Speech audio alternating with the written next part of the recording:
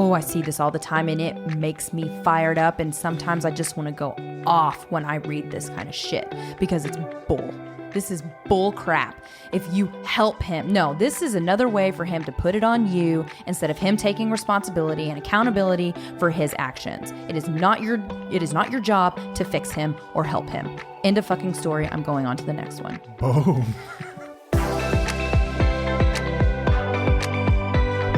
Welcome back to another episode of Till the Wheels Fall Off. I'm Matt. I'm Paige. Sound a little raspy today. Just a little bit. Why would that be? Do you think it's sexy? Honestly, it does sound kind of cute. Thank you. Kind of like Brittany Murphy-esque, you know what I mean? She had like that cute raspy voice. Yes. Kind of like that. Well, take me to more Screamo concerts and you might get this regularly. Technically, it was metalcore. Oh, well, they're all like... We went to this awesome concert Friday night. We went and saw Bad Omens and was it Invent Animate? I think so. Man, it's like hardcore metal concert. It was so much fun. It was so needed. Paige was in the zone, in her own world, just enjoying every second of it. I was headbanging and my neck was sore. Both our necks were sore. I was like, what is my neck sore today for? I was singing and I was screaming. And you know what? I was looking around and I was like, all these people have their phones out. I took my phone out occasionally to record. I'm not going to lie. But it bothers me when we go to these things and people are just looking through their phones. There was a girl in front of us who recorded the entire show. The entire show. Like, you could have done that on YouTube. Go watch it on YouTube. It's on YouTube. Yeah.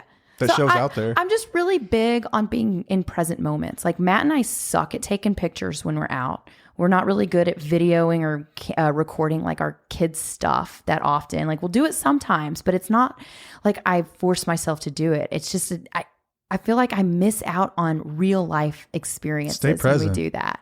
Yeah.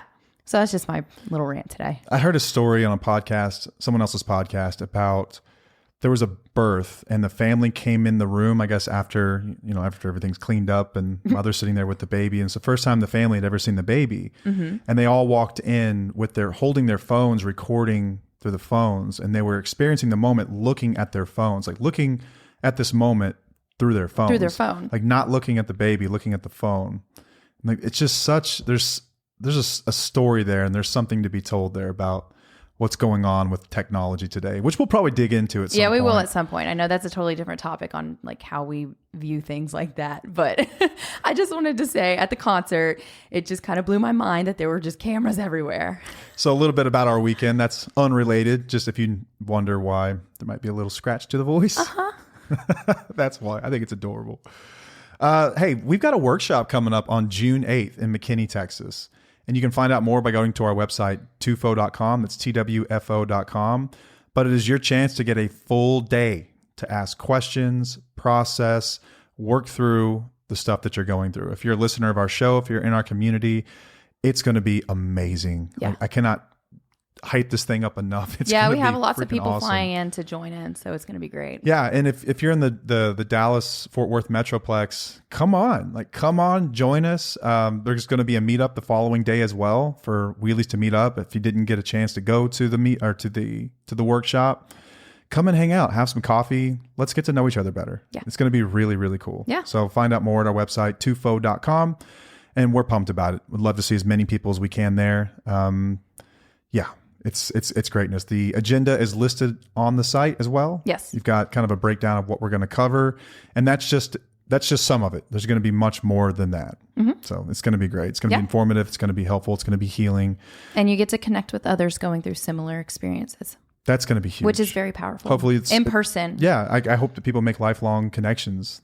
Yeah. During that. Yeah, for sure.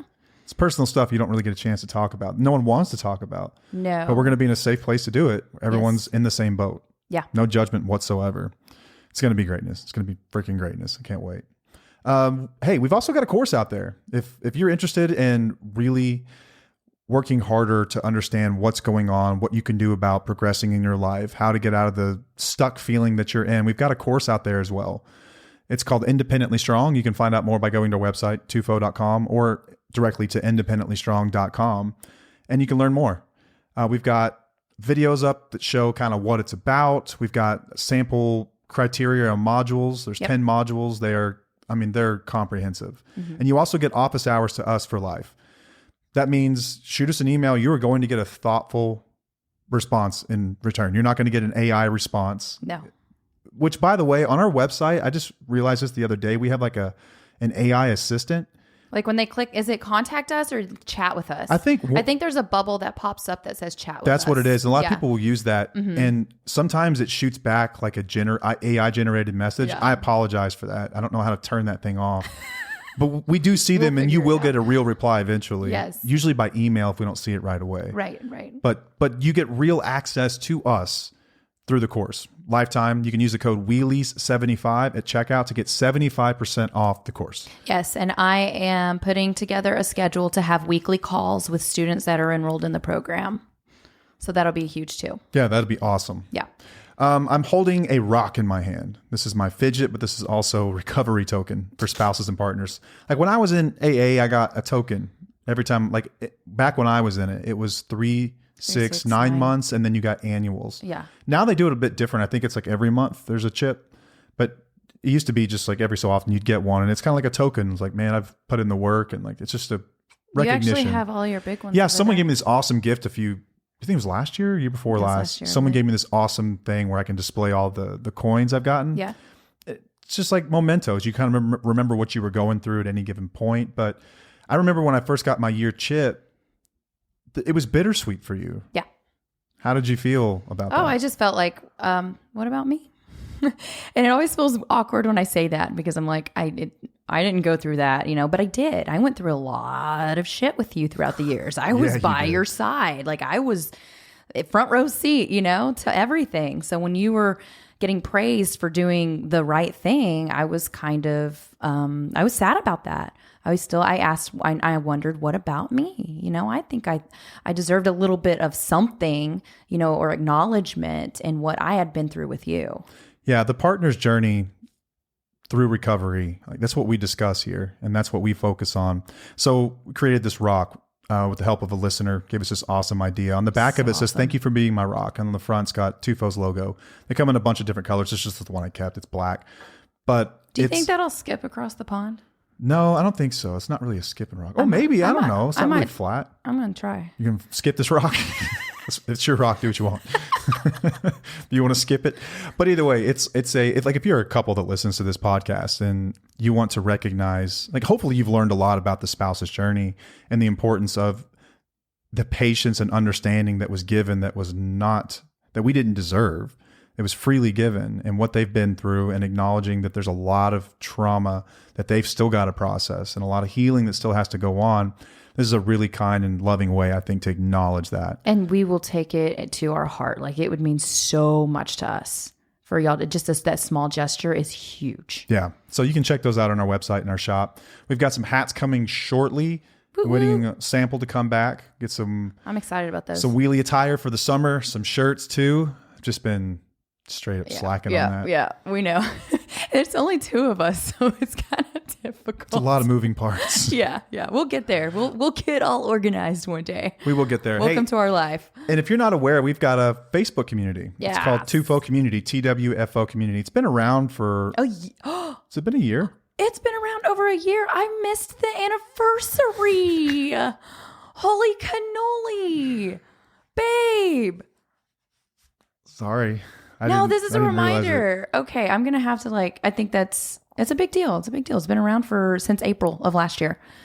Sort of an anything goes community. What I mean by that is not anything goes, but we still monitor it. It's moderated. They're admins, Paige and myself, and we are present in there from time to time.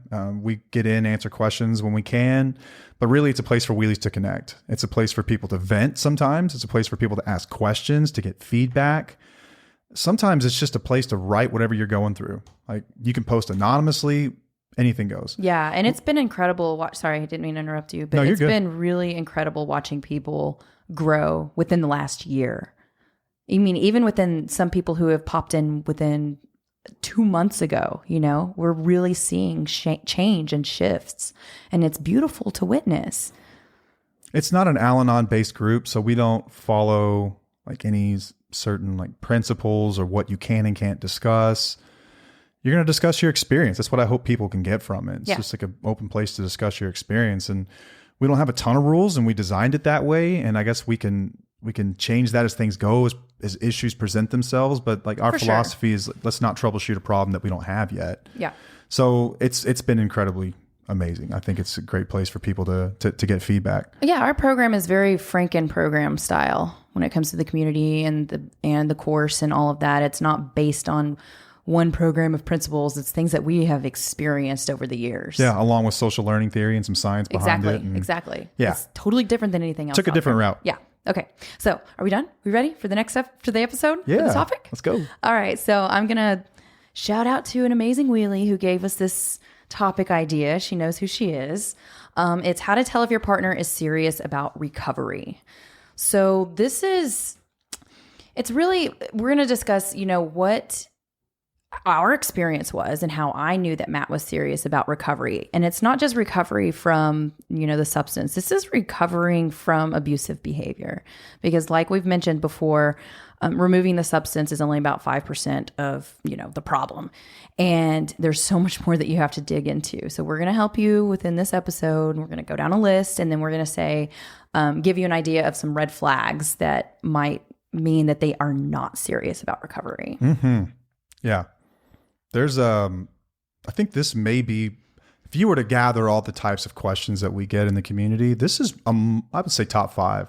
Absolutely. Yeah. This is a big one. Where someone will say, hey, he or she is doing X, Y, and Z, but something feels off. Is this right? Is this wrong? Like, is this how this works? Because the information isn't so clear. Oh yeah. I was going to say it's not black or white either. Like there's a gray area within all of this. And it's really difficult to just say, you ask the question and us give an answer. Like it's so much more in depth than that. Yeah. And in the world of addiction treatment, like I am not an LCDC or anything like that. I'm just a guy that's worked through it and figured it out. There's many, many ways to recover. Mm-hmm. Many ways. I got sober in a 12-step, but have since then gone on to learn and work through processes like SMART recovery, Life Ring. I've read about a Buddhist path to recovery with refuge recovery. There's more than one way, right? So I think that some people get the impression, maybe when we're talking about this, that there's only one way to recover. Yeah. That's not true. There's No. various ways to recover. Some people stop on their own and they kind of have like their own path to do it, but they all have some things in common, and we're going to discuss what those are and how you know when they're serious, when they're not, what real change looks like, and what it doesn't look like. I think that's fair to say. Just preface everything with but that. I also believe that there should be drastic changes within these situations. Drastic changes do have to be met, and that you did that. You made drastic changes. I had to get at it hard. You were ready. There was no in between for me. Right. You were ready. All right. So I'm going to go ahead and go down the list first. So number 1 is that they admit that they have a problem. These are how to tell if someone's serious. Yes. This is how to tell someone's serious. They're going to say, I have a problem. I have a problem with drinking. I have a problem with smoking. I have a problem with some type of substance, right? You came to me one day and you said, I have a problem. I'm going to treatment. Yeah. And you were full on about that. When you went to treatment though, were you going for just pills, or did you feel like you were going to go for all substances?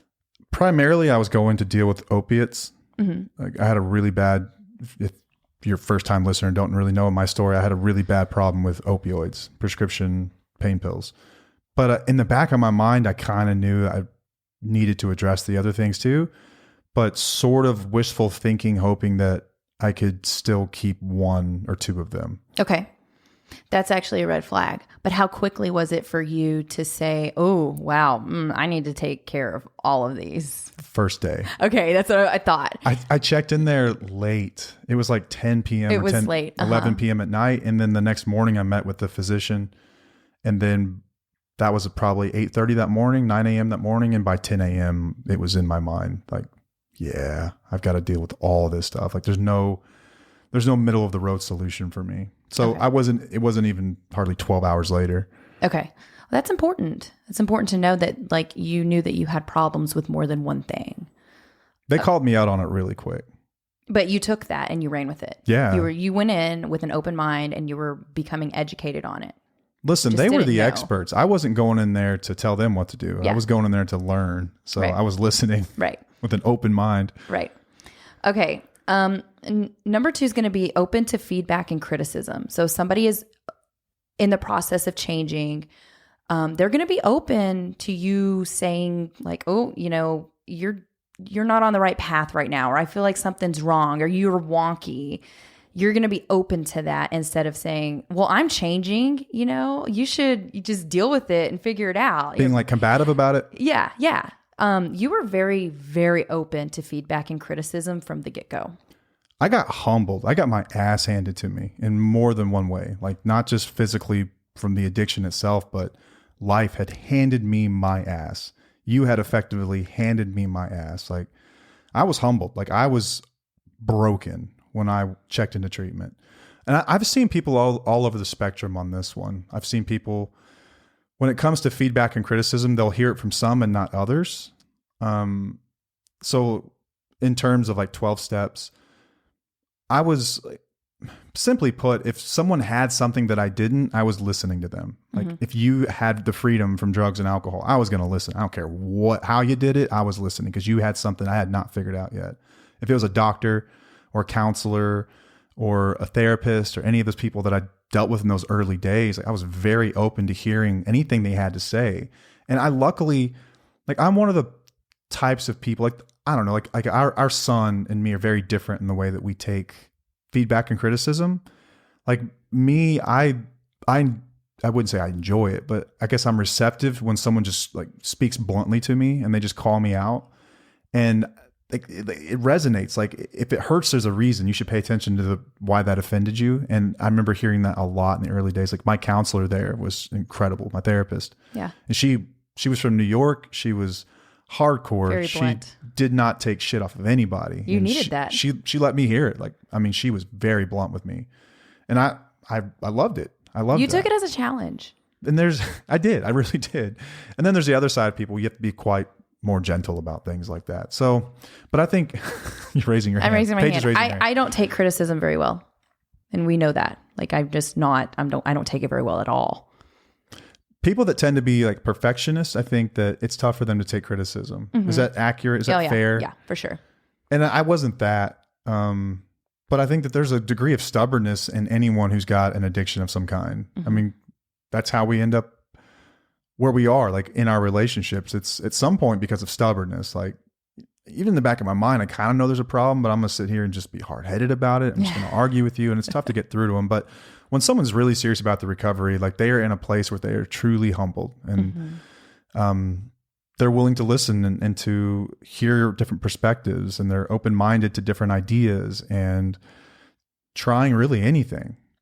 That's been my experience. That was personally mine, and then working with other people. I was going to ask, whenever you work with others, is this something that you notice that if they are receptive to feedback and they can take criticism a little bit, are you like, okay, this person is actually serious about this?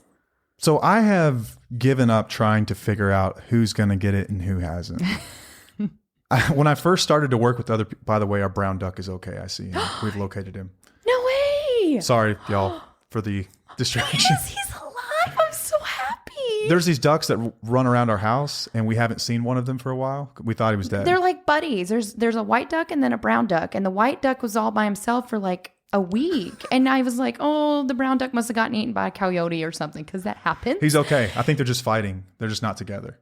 Yep. Anyway, They're taking sorry. a break. So sorry. Did not mean to Derail them. derail you there. Thank you, though. That made me happy. When it came to like figuring out who's going to get it and who's not, I thought I was pretty sure in the beginning, like, ooh, I know, I bet you I can tell who's going to figure this out and who's not going to figure this out. And I was completely wrong about that. Oh yeah. People that I was certain were going to get it didn't get Fell it. off. Mm-hmm. And then people that I never dreamed would get it ended up getting it. So I stopped trying to assume who was going to get it and who wasn't going to get it.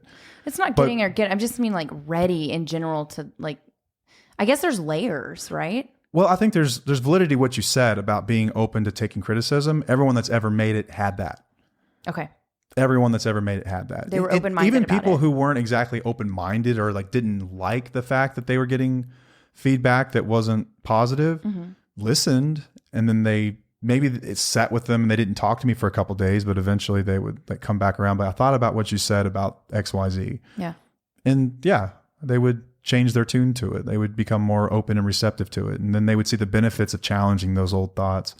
There's also another type that will just basically act like they really appreciate the feedback and criticism. And I think they just throw it in the garbage as soon as you get off the phone with them. Okay. So I stopped trying to assume who was going to get it. It's about who's really applying it and taking it. All right. Your eyelashes are beautiful, by the way. Thank you. I was just noticing how pretty they are. Okay, let's go to the next one.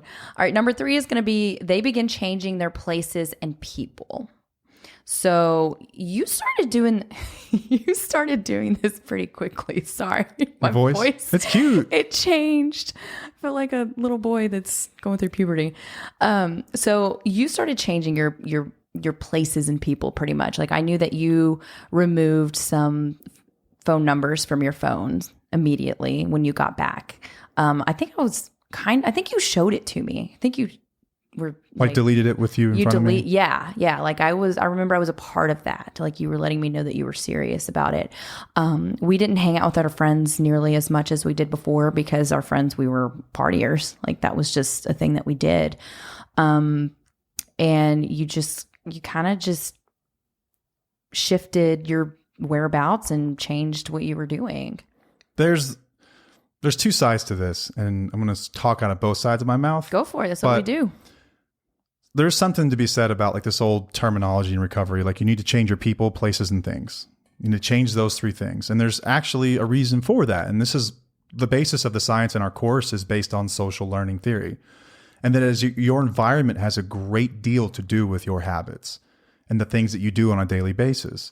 It's very common sense. We all do this. Depending on where you grew up, there are certain norms and customs, and some of them good, some of them bad. When it comes to addiction, many times we are in situations that are not conducive to recovery, not conducive to sobriety, not conducive to new behaviors or learning new ideas. You know what I mean? Yeah. Very, very common. So they tell us, like, if you, it was put to me this way. We had this old counselor assistant that used to hang out with us till like midnight. He'd just hang out with us. He was in recovery too, just working there. Yeah. And he used to say, man, if you go to the barbershop enough times, eventually you're going to get a haircut. In reference to like going to bars in early recovery or going to places that you're probably not ready to go yet. He's like, you have to change those things. You have to change the people you hang around. If you hang around a bunch of people that do dope all day, what do you think is going to eventually happen? You're probably going to use dope. Now, having said that, you do get to a point in recovery where you can go anywhere and do anything. Yes. Well, yeah. You can get there. You get to a point where you can be around certain people who still drink or smoke or do things like that, but you're not going to partake. Like you are so confident in your sobriety and your recovery that you just want to be with these people. It doesn't matter what they're doing. Yeah, for me, it felt like an advanced maneuver, like something that you had to like sort of graduate to. Absolutely. And like first things first, I had to get comfortable in my own skin. Then I had to get comfortable slowly around like going to bars and restaurants again, or like a restaurant where there was a bar. Right. And then like maybe a party. Then like slowly but surely you can kind of like you get more sturdy in recovery and you can do sorts of things like that. But if you're not open to not doing these things, I think that's a red flag in the beginning. And that's, I've known many people that right off the bat want to continue doing all the same things they used to do. And I will say that there have been some of them that are still sober, but you've asked them if it was easy and they'll say absolutely not. If they had to go back and do it again, they probably would have taken it easy. Yeah. And I've also known people that I've worked with that ended up getting sober. I've worked like relapse for a lot of people is part of their journey. We've talked in depth about this. We've written about this, I'm not going to get into our perspective on that really, but I've known people who were listening, they were attentive, and then they made the decision like, oh, I'm going to go to so-and-so's house. And I would, raise the question, do you think that's the best idea for your recovery right now? They're like, oh, it's fine. I'm going to have so-and-so there. I'll call you. They never call. They end up falling into old behaviors and patterns because they haven't changed their environment and they relapse. I've seen that happen more times than I can count. So if you're really, really serious about your recovery, I would say it's a good sign if you're willing to not go to the party. And it's not like you can't go to the parties forever. It's just not right now. It's probably not the best thing for you. I'm going to talk about like my weight loss journey. I did the same thing. I could not go to certain places or be around certain people until I built up that resilience to say no. So I went hard with my weight loss journey. You know, it was like my own recovery type of thing. And if we had to be somewhere, I would pack my own food to make sure I'm not going to be tempted by the other things. But I had to change my environment in order to be successful. Now I can go and do anything and be okay because I've built up that resilience and that discipline to say no to the bad foods. Absolutely. So I just kind of wanted to compare the two, that whenever you are serious about change, you go all in like that. Yeah, you're not going to get well in the same environment that made you sick. No. If you've got black mold growing in your walls, it doesn't matter how well you decorate the house is sick. You're not going to get well there. You've got to get out of that home. Yeah. You got to get to a better place so we can kill the mold. Then you can go back. What's next? That. You're so good at that. All right. The next one is that they put recovery first. So this was definitely our experience because you went all in with recovery. When you got out of inpatient, you did outpatient, you went to 90 meetings in 90 days. It was like, number one, you even, the night that I had to go be induced for our son, you did not take me. You had to go to a recovery thing. You had to go talk to a lot of people, and you decided to do that instead of dropping me off at the hospital. I think you came later. Yeah, I came later. I came right after I finished up. You came later. That hurt. That was hard. Like, we've talked about that. That was really difficult because I was like, this is not how I wanted my pregnancy to go.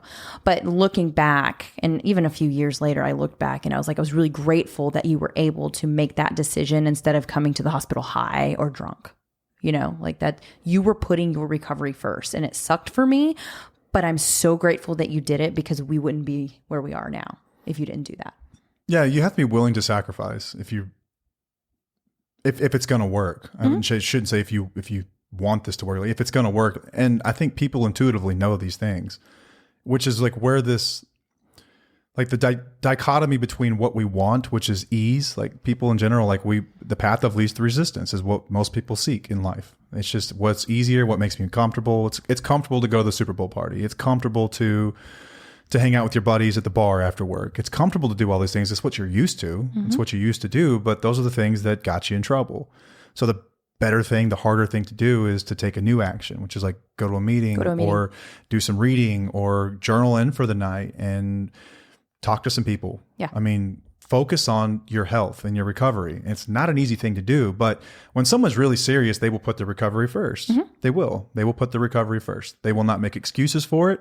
There is no excuse. Nothing could have kept me from a meeting, or nothing could have kept me from anything that involved my recovery. Reading, meditating, prayer, things like that. Like nothing was going to keep me from it. Nothing.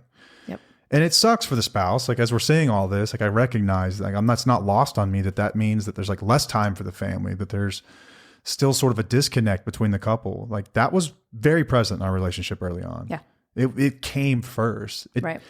And to some degree, it still comes first today, but it's much less noticeable. Yeah, you found the balance. In the beginning, I had to go all in. And I think that everyone I've ever seen that was successful in recovery did this to a large degree. And I think that's why I took it seriously too, is because you were proving that you were changing and you were doing all the things necessary to become the best man that you promised to be. Even though it sucked, you know? Yeah, it's not easy. No. Things change pretty quickly. Yep. All right. The next one is going to be, they don't just remove the substance. They have to get help from outsiders. So just saying, oh, I'm going to stop drinking. I'm just going to stop drinking, or I'm going to stop using. But they don't actually get help. That's going to be a red flag. Yeah, I've referenced this book many times. I admire her journey. Celeste Yvonne, and it's not about the wine, did this. She just stopped drinking. Like she had a very powerful why, and she's incredibly smart. And I think that, like when I look back on her journey, it was one that I tried to do many times. I just couldn't do it. But she talks about kind of doing this where she's like, I'm just going to stop. And she talks about how difficult that was in those early days, like how lonely that felt. And she kept it basically from everyone because she didn't really want the world to know that she was like this gray area drinker / alcoholic or whatever you want to call it, a problem drinker. And it was really, really difficult. And it wasn't until she started to have some conversations with others that she started to feel more comfortable in that identity, and it became easier. It's when you share it. It's when you do link with other people who are going through it. It's a really lonely journey if you're going to do it yourself. And many people don't make it. Most people don't make it if you're just going to stop on your own. Yeah. Like I've seen people do this before. Don't get me wrong. Like it's recovery is not like monopolized by AA or treatment centers or any type of program. Like I think that if you look at the stats, most people that stop on their own just stop. They just stop. But what we're after is real connection. It's developing empathy. It's addressing the underlying behaviors. And I think it takes an incredibly intuitive person to do that.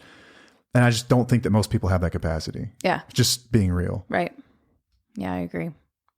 Incredibly unlikely if you're just going to say, I'm just going to stop and expect to be like, you're good to go. If you're not an avid reader, if you're not someone who's really open to journaling and meditating and really thinking through things and therapy and all sorts of other, I guess ways to open your mind and your heart, then if you're not going to fix your problems with the same brain that created them usually. Yeah. Not the same thinking that created them, I should say. Right. Because it is the same brain. But like they're willing to do whatever it takes to get help though. Don't you feel like anybody in general needs, it's okay to ask for help, like to grow and to become a better person in general. Like just stopping a substance is not going to help you grow. It's just going to, sometimes you become a dry drunk. That happens so much. Yeah. Where someone will remove a substance and then they're just bitter about it. Yeah. Just mad. Yeah. And like they'll hold it against you. Like, you made me stop drinking. Here you go. This is what you get. Mm-hmm. They don't ever talk about what's really happening underneath the surface. What's going on behind those eyeballs, Yeah. It happens a ton. Yeah.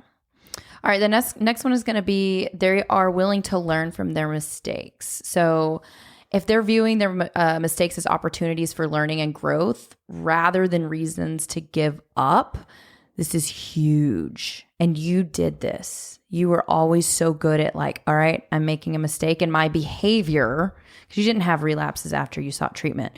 But if you were having mistakes in your behavior, you looked at it as an opportunity to learn instead of saying, okay, I'm just not good enough. I just can't do this. Yeah, there are days you feel like you just can't get anything right. Mm-hmm. It's so frustrating. I've had those days too in my own healing journey. Yeah, I mean, isn't that being human? Yes, it is. And you can have a little pity party for yourself for a moment, but then you wake up and you're like, you know what? I'm going to learn from this. I'm going to grow from this. I'm going to try to be better from this. It doesn't define me. It doesn't mean I have to keep going backwards. It's like on a diet. If you eat cake and you say, oh, you know what? I made a mistake and I'm just going to keep eating and messing up over and over again. I'm done. I messed up and that's it. What's the point? Yeah. Can't win, don't try. That's not growth. That's not learning from the mistakes. That's not looking at it as an opportunity to do better. It's not like saying, okay, no, I ate the cake. I messed up. I'm going to do better now.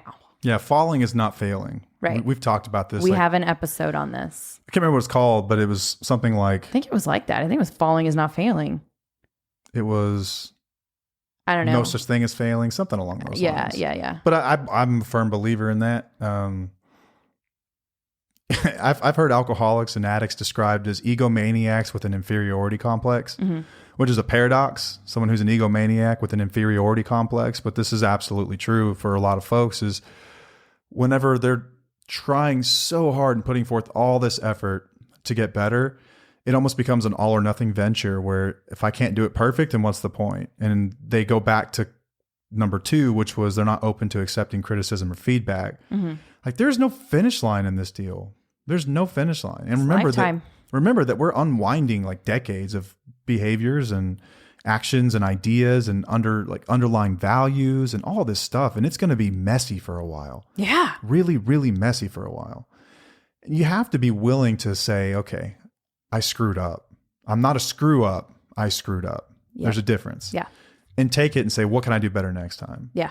And that's a skill that I had to develop, I think, in a lot of ways. It wasn't, sure as hell didn't come natural to me. I think I had to develop it. And it was helpful for me to have a community of people that had been there before, because they would talk about all the times that they had failed. That's what here's what I've come to understand about all the books I've read and podcasts I've listened to about from successful people, is that the real ones don't want to talk about their successes. They want to talk about their failures. They want to talk about when they screwed up and what they did about it. Because that's what success ultimately is. That's what gets you to the promised land, is to be willing to look at a failure, quote unquote failure, and say, what could I have done different? What will I do next time? What's the lesson in this? What can I learn from this? And in recovery, like in a relationship, so much of that was learning about you, and it was learning about how I present myself and how I show up, and the way I say things and the crap that comes out of my mouth, or how selfishness is, it's in everything that I do. Like it was in everything. Like selfishness touched every part of my personality.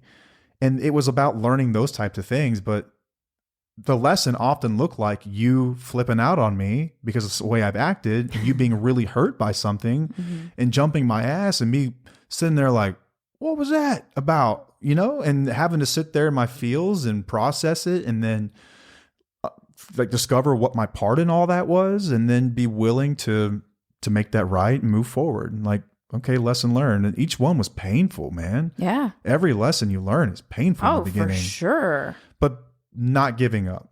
And I would also say, like, I would like to say this, like for me, relapse was not an option. It's not an option. I know that if I relapse, I will lose everything. I will lose everything. And I know that I'm the kind of addict that's not going to be around much longer if I decide to go back out. I don't have another one in me. I just don't. But when I think about learning from mistakes and whatnot, like I will never tell an addict, like, just give up. Never, ever, ever stop trying to stop. Yeah. Because you never know. Like at some point, your time plus pain will equal change, and you're going to be ready to really do this deal. But it takes what it takes for addicts. I'm not saying that your loved ones have to put up with it. I'm not saying that they have to deal with the abuse that comes with it, or the behaviors or the actions that harm other people, but never stop trying to stop. Like, so when people look at relapse and it's like, I relapse, I'm like you mentioned the weight loss thing, like eating cake. Okay. Well, I slipped today. What's the point? No, get back in there, learn something new. Yeah. Like before I finally checked into treatment and I got sober, I'd relapsed more times than I can count. Right. Like, I would swear off of it on a Monday, and Monday night I was using, or I would swear off of it on a Monday, and by Wednesday I was using. So, I mean, are those even really relapses or just lapses? Yeah. I don't know, because I was never really clean for a long time. No. But every time I did it, I was learning more and more about my limitations, about what I was actually able to control. And I was developing a pattern in my life to see like the real story. Like, I'm not going to be able to do this on my own. I'm not going to be able to stop on just like saying I'm going to stop. It's going to take a lot more. So I will say, like, as a side, your family doesn't have to deal with it, but you should never stop trying to quit, ever. Like Dax Shepard's got one of the most amazing journeys of recovery I've ever heard. And if you don't know who he is, he's an actor. He's married to, what's her name? Kristen Bell. Kristen Bell. And he was sober for 16 years, and from alcohol, cocaine. He had a relapse on opioids, prescription pain pills. And he did an episode a couple of years ago. He relapsed and talks about it all. And something that I thought was really powerful about his story is inside of his big book, his AA book, there was dates in there, sobriety dates. And every time he wrote a sobriety date, like in his mind, like, this is the last time I'm writing this. And he would fail. And so he would just write it again. Like, so on the column of one of his pages, it's just like a ton of dates. But then there's just finally that date where it stuck. Yeah. You know? So you can look at that two ways. You can look at it and say, like, as he's going through it, like, what's the point? But he's also learning from his mistakes. Now, there's for what we deal with here, like, I will never tell someone that that's typical, stick around, they're going to get it, because that's not exactly true. It's not, yeah. And we teach people how to empower themselves to make those decisions, whether or not you think that's the right thing for you or not. At least you will know. Yeah. You will know the facts about addiction. You will know what recovery really looks like. You will know if this person's worth investing in, if it's worth risking your mental health and your children's experience being, their childhood for this. You'll know. You'll know. I promise you. Stick around with us long enough and you'll know. But me to the addict, never stop trying to quit. Yeah. All right. Well, this last one is actually my favorite, because this one is something that you definitely did, and it was consistent communication. So you communicate openly about your progress, your challenges, and your needs related to the change that you're trying to make. You were so open with what you were going through during recovery. Every night you would come home and we would have a discussion about it. Like you involved me. You were talking to me about what the things that you were dealing with. And I felt a part of it. Like that's a big deal. So if there's somebody not communicating what they're going through, I feel like they may not be serious about it, or they're not really comfortable. Like what would cause somebody not to communicate about it? For me, I was so, like I told you earlier today, I would come home and having just learned something about myself and like have a breakthrough. Like I would come home and like, Paige, I did a thing. Like I did a thing. I learned this thing. I did a thing. And I was so excited to tell you about it. Mm-hmm. It's like when a kid comes home from school, like after making the team or something, like they want to share it with someone because they're proud of that. Yeah. They're proud of it. I was so involved in it. Like I was proud of all the things I had learned, and I wanted to share them with like who better else than like my best friend. I wanted to involve you in what I was learning. And it wasn't so you could see like how hard I was trying. I was like just genuinely freaking excited. Yeah. I'd had a breakthrough, and like I was hopeful that I could really figure this thing out. And I was intrinsically motivated. I think that's where this comes from. Mm-hmm. So intrinsic versus extrinsic motivation. Like intrinsic motivations are internal motivations for doing something. Like when people say they have to want it for themselves, yeah, that's what's meant by that. Like right. I wanted to be a better man, not because of what I would get rewarded from or what would be taken from me. Not what I would gain or lose, because I wanted to be that person. I wanted to be better. I was sick and tired of fighting the addiction. I wanted to learn how to stop, and I wanted to do it for me. I didn't care what happened in my life. If you would have already gone, I still would have done this. Yep. If you would have left, I still would have done this. I wanted to be better. That's intrinsic. It was valuable to me, not because of reward. It was valuable to me because that's what I wanted to do. It was the right thing to do. I sought that relief more than anything in the world. Mm-hmm. When there's extrinsic motivation, oftentimes I'll see communication fall off because it's contingent on what you're doing for me or what the world is showing me or how I'm being rewarded for it. So you don't get excited unless you're rewarded. You're not excited about the things you've learned because you don't care about the things you've learned. You only care about what the world's giving you from this performance about the things you've quote unquote learned or the things you're doing. Like going to 3 meetings in a row, you come home, I went to the meeting, and they're expecting like congratulations or like a great job. You're going to sleep with me or like, yeah. And we'll get to that later. But those sorts of things, like for us, it was, I guess in some ways I felt like we were always close. We'd always talked. Mm-hmm. We were always like, we grew up together. Yeah. Super close. And so it felt like I was sharing my life again with you. Yeah. Like yes. we're talking you were about reintroducing like yourself to me, and also just talking about things that you were learning. And I think that is powerful in our marriage. I don't remember a specific conversation, but what I do remember is that it opened the door to just communication in general. Mm-hmm. When we were talking about this kind of stuff, and you were learning about what I was going through, you were learning about yourself too. Mm-hmm. You were learning about us. We were learning about life, about the world. We were talking about concepts and I took things beyond like just typical, like what's in that book. We were just talking about like this is how it plays out in the world. This is how it plays out in social situations, like sort of like social psychology type stuff. And we were just having interesting conversations again. Yeah. And that's how we connected in those early days. But it was constant communication, consistent communication. Yes. If someone's coming home and they're not sharing any of this stuff with you, I would wonder first about their motivation for doing it, mm-hmm. and then whether or not they're taking it seriously. Right. I mean, if you're doing something and you genuinely want to do it, you're going to share it with somebody. Mm-hmm. Like they share whenever, like, what does this person share generally? Like, what are they really excited about that they share with you? They should be sharing this stuff just the same. If they're not, that's a red flag. Yeah. Just my perspective on it. But no, I agree. So I was talking about how you have to make drastic changes within these situations. Like if you're in recovery, you have to go hard. It's ideal to go like balls to the wall into recovery. But it's not ideal to go hard every single day, 100%, because it's not a perfect world. So things are going to be different, but consistent change is necessary. So for me, I went to therapy once a week. All right. And that's not all that changed within my life. I had to change my routines. I had to change my people, like some of my surroundings. I had to change my mindset. I was doing work every single day to change. Yeah, if you weren't in therapy, you were doing other things. Yes, I was reading. I was looking into I was looking more into spirituality. I was making consistent changes. You journaled I journaled so much. all the time. I made routines, like I said. But it's very similar. Like if your partner is just going to go to therapy once a week, but that's all they're doing, that's like saying, I'm going to eat one healthy meal a week and I'm going to lose weight. It doesn't work that way. Like you have to have changes every single day. Something has to change every single day. Even if it's small, you need to notice these things. And that means that they're serious. That means that they hit their rock bottom and they were miserable and they are ready to make a change. Because I did the same thing.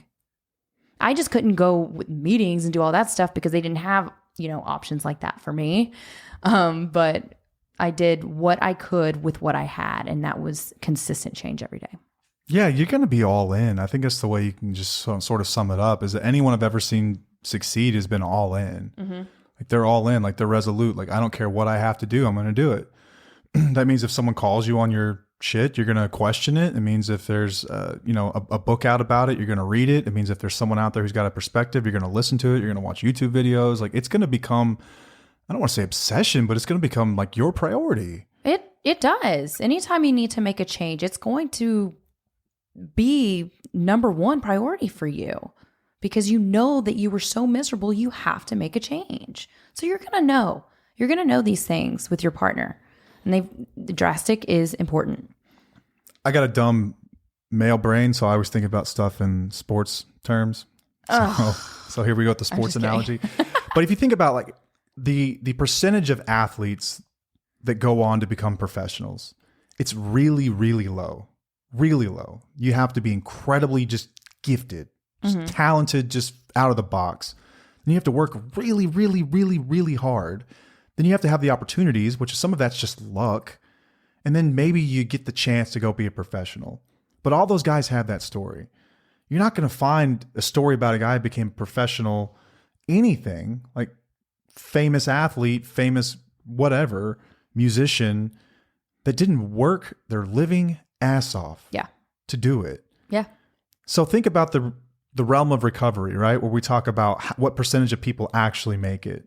Like my experience with this has been about 5% of people long-term recovery. We can talk about recidivism rates within the first, 9 months or year that are much better than 5%, but like long-term recovery, it's really low. Yeah. So if I told you like, hey, you want to be the best baseball player ever? All right, well, you're going to have to work harder than everyone else. You're going to have to do all these things. Be willing to do those things. And don't think you're just going to get lucky and end up on TV. Like it doesn't work that way. No. Like, you have to be willing to put in the effort that the 5% put in. And what does that look like? All right, so surround yourself with the winners. So shout out to this. Is today's date the 6th? Yes. Okay, so the 7th is a good friend of mine's recovery date. She knows who she is. She's awesome. This analogy is about to come from her. It's our marriage anniversary or wedding anniversary. She's been she's been sober since 5/7/95. Okay. She uses a zebra analogy. So zebras on the, out in the Serengeti, the ones that get killed by the lions are the ones on the outside of the pack. The ones that survive are on the inside. They're protected. Like they're hanging out with the winners. What are the winners doing? And hang out with them and do what they did. Yeah. That's the path. That's the path forward. Yeah. It's not going to be hanging out on the outskirts, not really involved, not talking about it, not communicating, just sort of figuring it out in your own brain with the same thoughts that got you here. Mm-hmm. Like your best thinking literally got you in this mess. Right. So you'll know when someone's serious when it looks like they're really, really putting in an effort. They're really changing. I'm hearing things that are totally different. They're talking about this. And that's still not a guarantee. Yeah. This is still not a guarantee. Addiction is insidious. It is a bitch. Yeah. But that's a sign that someone's serious about it. Yeah. And it takes consistent changes for 1 to 2 years for you to earn their trust back. And that's like a totally another episode that we're going to go down one day. But I think that's important here because you need to realize how long it is and how it does need to be drastic changes in order for it to be consistent for that long period of time. So I want to talk about the red flags of if they're not ready. So we're going to go through this list real quick. Let's say that they say, I only stopped drinking because you forced me to. Red flag. Yes. This is kind of why interventions not always successful. We talked about intrinsic versus extrinsic Exactly. motivation. Exactly. Intervention's extrinsic. It's if you don't, this will happen. Yeah. So they're not there because they necessarily want to. It's because their life's going to be a living hell if they don't. Right. But many people don't want to. If Yeah. you're curious about a better way, look into the CRAFT method. Yep. Community reinforcement and family training. Yep. All right. Another one is if they say, I don't want to stop drinking forever. Do you want to elaborate on that one? Because you say, I can only promise that I'm not going to drink today. So I've never sworn off of doing anything forever because I got a hamster brain about the size of a peanut, and That's so stupid. it cannot fathom forever, right? Here's what I do know is I'm not drinking today. I know I'm not drinking today. There's a 0% chance I'm drinking today. Right. Because what happens if you do drink?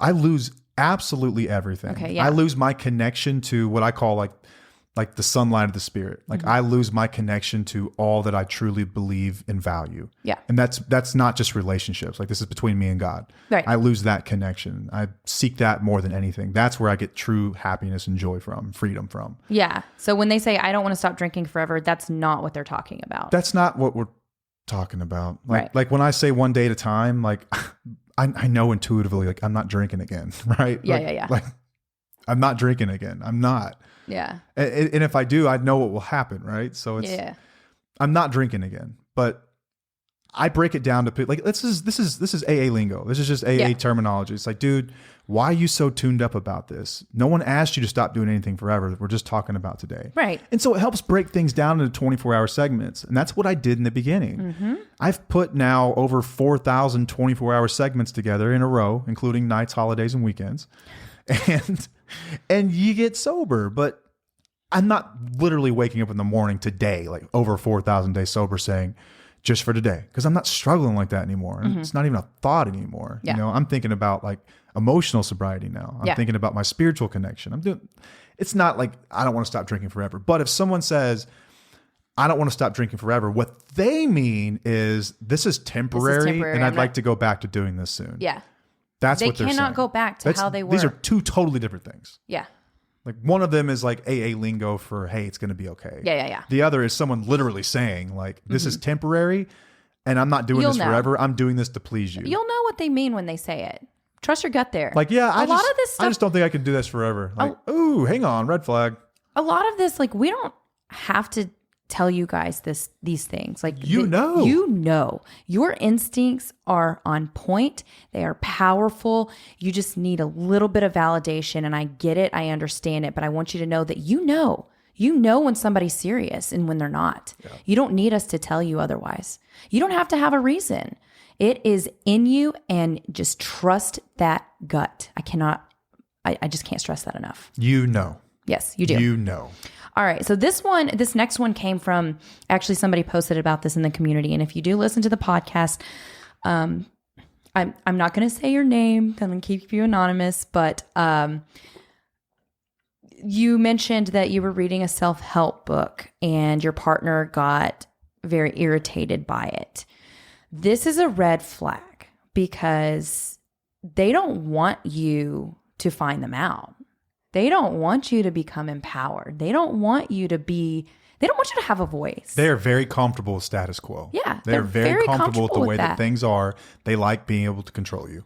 So if there is somebody who is getting irritated with that, they are not ready for recovery. They're not ready for, they should be, this is something that Matt's always done. He's always allowed me to have my independence. Like, you've always wanted me to look within myself and have look at self-care or self-help and figure out, who I am.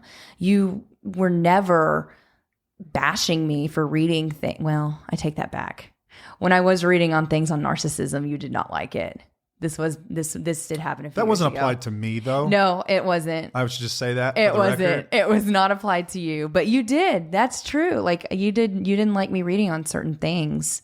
And now that I think about that, I'm like, oh, dang, that's kind of sucks, because it was my own journey. It was my own thing. And I didn't care, honestly. I was at a point within my journey where I was like, okay, he can say what he wants. I'm going to read what I want to read because I think this is interesting and it applies to what I'm dealing with right now. So he can just, kiss my ass. That was my attitude on it. As it should be. As it should be. Yeah. As it should be. Think of it this way. Like if your spouse, if your partner is your best friend, like you want to see them win. Yeah. Yeah. Like you want to see each other win. Mm-hmm. You want to see people get better. You want to see them be happier. Like you don't want limits on what someone can learn or what happiness looks like. Oftentimes abusive people will see someone who's learning about something and they feel like their head's getting filled with just BS jibber jabber that doesn't apply. And they think that they're just wasting their time, or there's also this fear that they're going to discover something that's going to make my life a pain in the ass. Yeah. That's really what it boils down to. Mm-hmm. That wasn't the case as what you're talking about here. I thought it was honestly I thought it was like a shot in the dark thing that you applied to something, but it turns out you were right about that. Yeah. I didn't know anything about it. And the more I read about it, I'm like, oh yeah. Yeah, it's okay. Like I don't beat you up on this because I was just thinking about, there was a time that you really didn't appreciate what I was reading, but I didn't care. So if you're listening and you're reading something that your partner is like, no, you shouldn't be reading that, you should be reading it and don't care. Like I didn't care. I was just like, screw you. I'm just going to read what I want to read. Yeah. All right. So the next ones, these are actually from Lundy Bancroft's books. Lundy Bancroft's book, Why Does He Do That? Which we talk about all the time. But I think this information is solid. So if he says that he will only change if you change too. That is the biggest red flag and probably the most common one I see. Oh yeah, we see it all the time. All the time. And that breaks my heart because that's transactional. That's a tit for tat type of thing. That's if you do this, I'll do that. No, if you're really ready, you're not going to give a crap what the other person is doing. You're not. No. You're just going to do what you need to do to change. Yeah, like I think that a lot of programs out there for spouses and partners make a big deal about what you need to change. Mm-hmm. And like they almost make it like, hey, we're going to do it together. Look, I'm going to change too.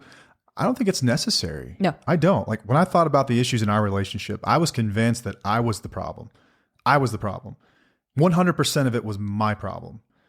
As I got really into the work of it all, I was pretty sure that all of our problems would be fixed once I got sober. And then what we found out was there were things that I had done and things that I had said that had, Al-Anon calls them character defects, but mm-hmm. these things had developed in you mm-hmm. as a result of my behaviors and my actions. Those were there, and that sucked. That was hard to deal with. Yeah. Knowing that I had caused that, knowing that I had put that in there. But the stuff that you actually had to deal with, like let's turn back the clock.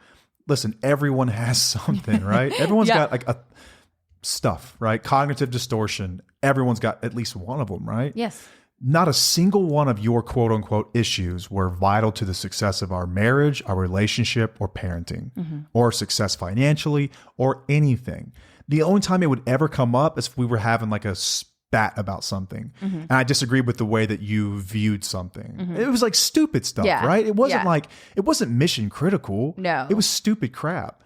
But I see a lot of people in recovery that make mountains out of those molehills. Mm-hmm. And they want to say, okay, I'll quit drinking, but you got to deal with this stuff. You shitting me right now? Yeah. Miss me with that. One, you probably caused it. Yeah. And two, that pales in comparison to the shit that you do. Right. Completely. It has nothing to do with it. Yeah. Like the issues that you what were some of the things you processed in the therapy that didn't have anything to do with this? Are you cool talking about some of them? I mean, I'm fine with talking about them. I just can't think of anything off the top of my head. It was probably just like my overthinking. And my like you've been a black and white thinker for as long as I've known you. My all or nothing thinking was definitely one of my cognitive distortions that I had to process within therapy. Black or white thinking was not affecting our marriage. No. Like we would have some dumb fights about it every now and then, but it was not like it was front and center in our problems. It wasn't abusive towards you. It wasn't abusive. Exactly. It wasn't abusive. Lying to you or doing, manipulating you. It was just my thought patterns weren't really, I wasn't living my best life whenever I was doing all or nothing thinking.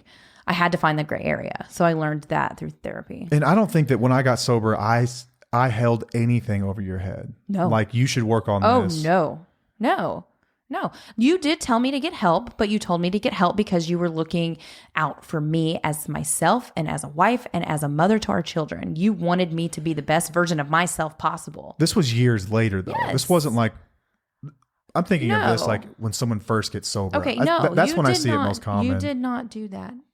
No, your issue with like whenever you started to go to therapy and things like that, like I was genuinely concerned for you.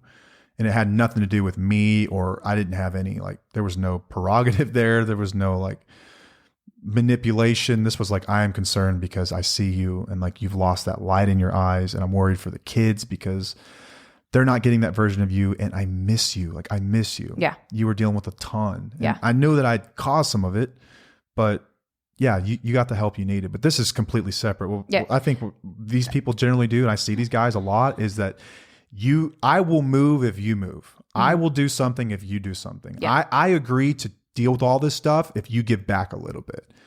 Fuck that. Yeah. Excuse me. That's not okay. All right. I'm sorry to cut you. Like, we've got to go through these. So We got to go pick up a kid. because we have a kid to pick up. So the next one is if you help him or give him emotional support by offering reassurance, forgiveness, and or spending a lot of time with him, he claims he can or may change, but is dependent on you. Oh, I see this all the time, and it makes me fired up. And sometimes I just want to go off when I read this kind of shit because it's bull. This is bull crap. If you help him, no, this is another way for him to put it on you instead of him taking responsibility and accountability for his actions. It is not your job to fix him or help him. End of fucking story. I'm going on to the next one. Boom. Number 7, he criticizes. I'm sorry. No, I'm not sorry. I get fired up with that shit. He criticizes you for not realizing how much he has changed. So if he's made like a week of changes and then he's like, and you say something to him and he says, how dare you? I've been a changed man. Why don't you, praise me for all that I've done? Matt never did that. You did not do that at all. You took your, you took it. You took your L and you listened and you were just like, oh yeah, let me fix this. Let me figure that out. Yeah. When someone's ready to be accountable, they're not going to criticize you for not acknowledging it. Yeah. It's part of accountability. Yeah. If you do not trust that his changes will last, he criticizes you. Yeah. So if someone brings up the fear that this is great and all, but I worry, and they freak out on you, that's a problem. That's it's no different than that episode that we did about forgiveness and how the past is important and you do need to be able to discuss it. Same thing. Yes, it is. If you bring it up and they're open to it, that means that they're ready and it's important. If they're criticizing you, red flag. Someone genuinely concerned with your emotions in that moment is going to validate them, and they're going to hear you, and they're going to also listen to that and consider, where have I gone wrong? Like like for me, I would hear things like this because you brought it up. Surely it comes up. Like I worry. Like, yeah, I understand that. And then in the back of my mind, I almost think of that as like another challenge. Is like, man, maybe she's right. Maybe I could work harder. Maybe I could do something else. Like, what else could I do to shore up my recovery? I've never once criticized you for it or made you feel like you weren't allowed to have that feeling. Yeah. Like, I'm so perfect now and I can't be criticized. Right. Right. All right. He reminds you about the bad things he would have done in the past, but isn't doing anymore, which amounts to a subtle threat. Oh, yeah. Mm-hmm. That's a really, really big one. Yep. Your husband tells you that you are taking too long to make up your mind, that he can't wait forever, as a way to pressure you not to take the time you need to collect yourself and to assess how much he's really willing to change. Hang on, go back to that one. You want me to say it again? Yeah, you went through it really fast. We've still got 10 minutes. Nuh-uh. Okay. Your husband tells you, you're right. Your husband tells you that you are taking too long to make up your mind, that he can't wait forever, as a way to pressure you to not to take the time you need to collect yourself and to assess how much he's really willing to change. Once again, this is like the extrinsic versus intrinsic motivation. Like when someone's really willing and resolute to change for the right reasons, it's not contingent on anything. It's not contingent on you. This is another way to say that, like, I'm only going to change if you give me what I want. Mm-hmm. That's all that is. Oh my God. That is not a lasting recipe for change. No. At all. All right. He blames his behavior, the situation, and his choices on you. That's another one I could go on a rant about. We see that all the time, and it is not okay. You are not the cause for what they are dealing with. You have a very, very tiny, small, itty bitty part in this. The last one is, I'm changing, he says, but you don't feel it. But you don't feel it. Yes. Right. Yeah, that's ridiculous. Saying that, like, if you're telling me I'm changing, but I'm not feeling it, that's a red flag. Major red flag. This is where I'm going back to saying, trust your instincts, trust your guts. The way that you feel, and I talk about this in the course and the program, and I've talked about it on TikTok and everything, that it's not about substances and all that stuff. It's about how you feel. It is so important to recognize how you feel in this situation, because if you're not feeling any changes, there's a reason for it. I felt the changes all the time. Even though you didn't fully change for many years, I knew you were working on the changes. I felt it. And I think that's why we've lasted so long. It's worth investing in when you feel changes. And oftentimes spouses will, like, they'll post in the community. It's like, he's doing these things, but like, I don't feel any different. Listen to that. Yeah. Listen to that. Yep. God, y'all, you don't need us to tell you these things. You already know. Yes. You will know what change looks like. You will know what change feels like when you see real change. Mm-hmm. If there's not feeling it, it's because they're not changing. Yeah. It's not because you're a bad judge of change. It's just not likely, right? Mm-hmm. You know this person better than they know themselves. You've been in a relationship with them. You've lived together. You've had children together. You've cohabitated for many, many years in most cases. Mm-hmm. You know them. Are they changing or not? Just because someone says they're changing, it doesn't mean anything. No, words don't mean shit. Words have lost all meaning at this point. Yeah. Words are powerful, but actions are more powerful. In this context. Yeah. Actions are what really matter. And it's the behaviors. Are the behaviors changing? Yes. Have you noticed a difference? And it's the subtle things you'll start to notice, I think, in the beginning. It's the subtleties. Yeah. It's how they react to you when you're upset. It's how they respond to you when you disagree. It's the words they use, if they attack you, if they're looking within and saying, what could I have done different? Or if they're looking at you and blaming you, if they're asking you, what have you done lately? You'll know, you will know. So if they're saying, I'm changing, I've told people this before too. Like, oftentimes to the person in recovery, it feels like you're undergoing a lot of changes. And I tell anyone, like, no one gives a shit about what you're going through inside your head right now, except for me and the other people that have been there before. Your wife doesn't matter. Dude, that's between us recovered people. As far as she's concerned, you're the same asshole that walked out on her. You're the same asshole that got the DWI. You're the same asshole that spent all the money. Mm-hmm. That takes years and years and years of consistent effort before you might even get a realization that you're changing. Yeah. If you're doing it for that reason, what are we doing here again? That's not why we do this. We don't do it for kudos. We don't do it so we can get high fives or anything like that. Like, if you're lucky, you'll save your family. Yeah. That's not why you should do it. For some people, that wakes them up to it, but I'm changing. It may feel like a lot to you, but I'm telling you, from the outside world, you ain't done nothing. Yeah. What's going on inside your mind is not as important as to what is going on in real life. Like, oftentimes to us, it feels like, oh, we're doing all this work, but it's really not that much. It just feels that way. And like, I can wrap my arms around someone and tell them I get that. I don't expect their wife to. I don't expect your boss or your friends or your kids. Like, they just remember the bad. Okay, just remember that. Yeah. So if someone's gonna throw that in your face, like, that says everything. It says everything about their motives and intentions here. Yeah. Difficult, but it's tough to tell when someone's really in recovery. It's tough to tell. Like, it is, and that. I understand that, and I feel you, and I get that. Like, it's hard when you're trying to, recover and even rebuild your marriage and heal and all of these things. Like, it's a lot. In our experience, you will know when someone's working toward it. You will know when it's if they're worth investing in. You will know when you start to see these changes that kind of give you like a forward-looking view of what things could look like in the future. Like, you will know. You will know when you start to see these things. If you have doubts, listen to them. That's not to say that you should be hypercritical of everything. Right. But you'll know. You will know. You will not be questioning it.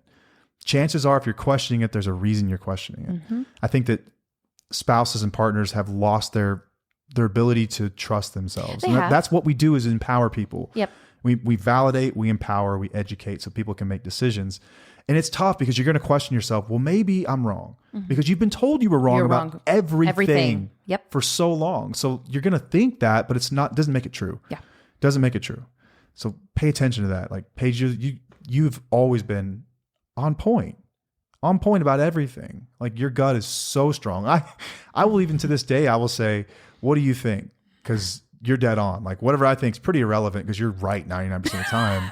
You have started doing that a lot. It's like, what do you think? Because it's probably the correct thing. That was really difficult for me to like accept and learn, like, and be okay with, because I'm like, wait, what? What is that? What? You're actually asking if I'm like, you're asking for my opinion on something before you tell me your opinion? Well, and if you think about it, think about this. So in recovery, I was told, when in doubt, don't. Yeah. Do the opposite of what you think you should do. So why would I try to push my idea when I've proven like my best thinking got us here? Yeah. Why are we listening to me again? Right. You know? Right. And it's not like that forever, and it's not like that with everything. Like we have normal discussions now about stuff. I wonder what the difference is between like a woman's intuition and a man's intuition. I've read about this, and I want to do an episode about this. Okay. Well, I want to do I need some to get some stuff more on experts that. about but it. I also think that those who are who take substances or whatnot, there's no way that you can trust your own instincts. Like it's clouded. Yeah. I mean, so they're not completely gone, but your judgment is certainly distorted. Okay. Without a doubt. We'll talk about that one I'd day, love to get into that sounds, sometime. that just seems, that's I'd something love that to get I've into really that. been questioning a lot lately. Okay. All right. That's all we've got. Got to get out of here a little earlier than we'd like. Maybe we'll do a part 2 of this one. What? This is over an hour long. Why, you want to keep going? I feel like we got a lot of stuff we didn't cover. So maybe we'll do a part 2 here. Okay. All right. Well, until next time, I am Matt. I'm Payne. And we'll see you. Bye.